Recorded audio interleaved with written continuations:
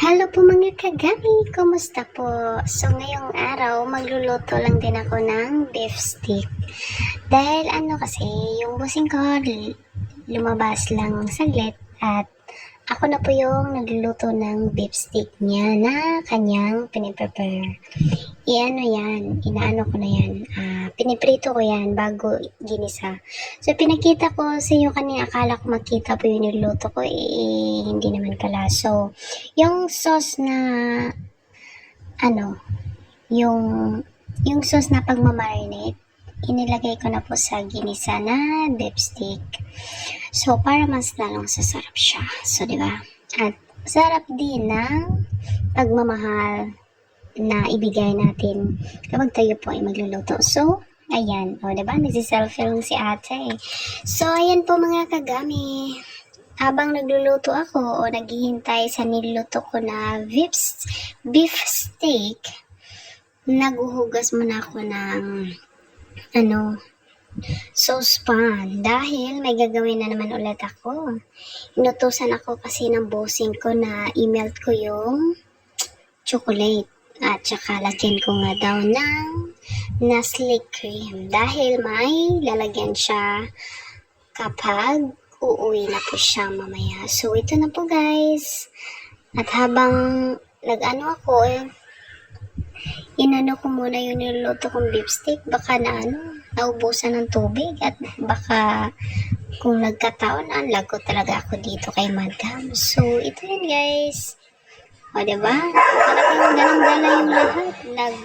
Magluluto, maghuhugas. Ano yung kamay natin dito? Patay na talaga.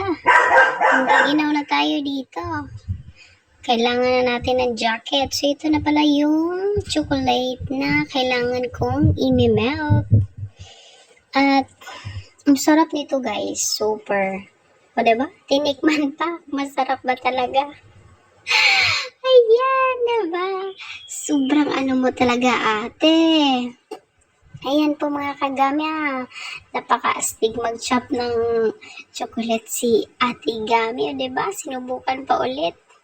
Dahil, alam nyo guys, talagang ang sarap talaga nitong nitong chocolate na to dahil milk chocolate po talaga siya.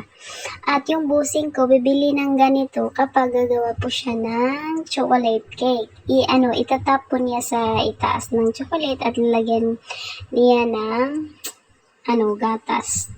Tapos guys, talagang sobrang sarap. At lalo't sobrang masarap siya guys. Masarap din sa bulsa to kasi sobrang mahal. Pero alam niyo ba kung magkano to? 4 na bar po ito. Tapos, mabibili lang po ito ng 320. O, diba? Try nyo ding bumili. So, ito na. Sinubukan ko din yung rubber scraper na gagamitin ko dahil ginamit ko kasi yan kanina. So, para i-make sure kung okay na ba yung wala na bang malalangsa. So, ito. Ginamit ko na dito. So, mini-melt ko na po yung chocolate at saka Nestle cream. So, ito na po guys. Ito na po yung finished product na ginawa ko. So, see you next time again guys. Bye-bye!